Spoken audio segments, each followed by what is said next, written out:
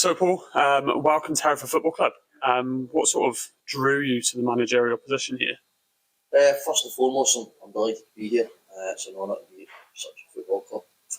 I first came across Hereford probably 10 years ago when I played against them when I was at Swindon. So, first and foremost, supporters. Got a well-supported football club, and just an opportunity for myself as well to get into management, something I've always wanted to do. So, looking forward to it. When did it sort of click for you that you wanted to get into management? Probably when I was still playing, the last maybe 3-4 years of my playing career. I had been captain at a lot of football clubs, so I enjoyed that responsibility, and I thought that management was for me. I didn't want to be a coach, I didn't want to be an assistant manager, I wanted to make my own decisions, and yeah, here I am. So we've recently appointed Chris Hammonds as chairman, and you've had a lot of interaction with him so far. What have you sort of made of that? Yeah, listen, I've been, the way I like is having to be open and transparent, and I've been exactly that with me, and I've done the same with them. The interview process was very professional. I've been interviewed at a couple of other clubs, and this was by far the most professional in terms of timings and stuff like that and how they went about it. So the wider board have been absolutely brilliant with me, made me feel very welcome, and I'm looking forward to working with them. And after these conversations, how do you see how progressing under your reign as manager? Yeah, well, going forward, I'm really busy. Recruitment's massive, I think, at any level, but particularly at this level. I've got to get players, which I'm well and truly in the process of, get players in the building that I want to mould a team. Listen, I go off 3 non-negotiables that I've always worked off. It's hard work, desire and character, and that's exactly what I'm going to instill in the team. Obviously, the end of the season didn't exactly go as we'd have quite wanted it to.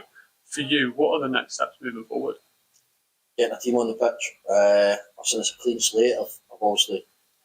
I'm here to make tough decisions, and obviously made a lot of tough decisions and let a lot of people leave. But for whatever reason that was, down to whether it was footballing reasons, whether it was budget reasons, the decisions were made, and that's final, and that's what I went with. So I'm not scared to make vital decisions. That's what I'm here to do, and so moving forward, it's just about getting the right players in that fit the way I want to play.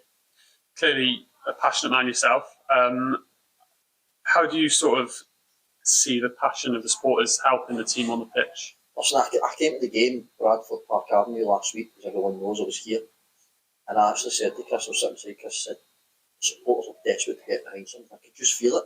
They're just desperate to get going, and that's up to me as manager to put a team on the pitch, and I guarantee I will get the supporters going, because I will put a team on the pitch that the supporters will be proud of. They will work tirelessly, they'll be full of effort, they'll be that never say die attitude, and I think, listen, if you give that, listen, I'm not going to sit here and say I'll be top of the league by Christmas, or a striker will score 35 goals, or a centre half will get most clean sheets. You cannot control that, but what I can control is the type of character I put on the pitch. And you've obviously played under a whole host of big footballing names, like Gianfranco Zola, Paulo Di Canio. Who have you sort of taken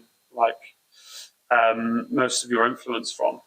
Yeah, so it's always a tough one to answer that, because I take bits from everyone, good and bad.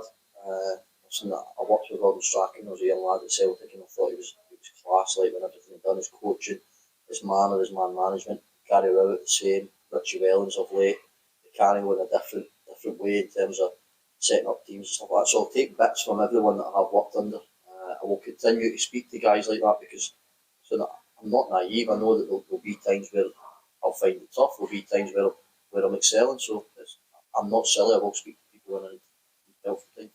So on an ideal Saturday afternoon, how does a Paul Caddis side take to the pitch? Full of enthusiasm, full of character, fit, full of desire. We'll play on the front foot. We'll play forward at every opportunity. I want to be a team that plays in the opposition half. I'm not talking about going back to front. I see 3 ways of playing without getting into major details. Play through teams. If we can do that, brilliant. If we can't, then we'll play around them. If we can't do that, then we'll play over them. I've got no problem playing a different style to. Listen, I'm not a big, huge fan of centre halves touching the ball 300 times. I don't like it. That's the way I've always been. I want a central midfielders to touch the ball more than the centre halves, and I want my wide players and forward players. Listen, these are the exciting guys. I was a defender. Nobody wants to watch me. They want to watch the exciting guys on the pitch. So let's get them on the ball at every opportunity. And at this level, young players are quite important. And how do you see those fitting into your side? Yeah, so I've obviously got a lot of contacts across the Midlands. Obviously, I played with Birmingham, but I know quite a lot of people around about West Brom and Aston Villa and stuff like that. I want to build a core of Hereford players first and foremost. That's what I want, but I will utilise the loan market because I think it's important, first of all, for the budget and of course to help us. But I won't just bring players in for the sake of it. I'll bring players in that can get better and improve us as a club, but it won't be just to make the number. And alongside those, I suppose it's also key to have that experienced head in the side. Yeah, massively. I think the spine of the team. My plan is to get a really experienced spine. I think that's really important moving forward. I think it's important at most levels. So yeah, those targets are well and truly on task. And finally, I wanted to just get your thoughts on when your first appearance at Celtic Park, your first start. You see the team sheet come out against Barcelona. What are your thoughts when you see your mark in? Yeah, listen, it was an unbelievable day. Well, night. It's something that I'll live with, and that's just shows you like I've been up against it from a young age. So like coming into this job as well, I know there'll be a lot of people that will question the lack of managerial experience.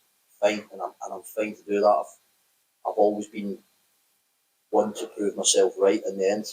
But going back to that night, playing against some of these players I'd only dreamed of. I'd only played against them in FIFA and stuff like that, to be brutally honest. And then you turn up one Tuesday night and you've got Ronaldinho, Messi, Xavi, Iniesta, listen up, Thierry Henry, all the names. But it was something I really cherished, but something I clearly deserved as well.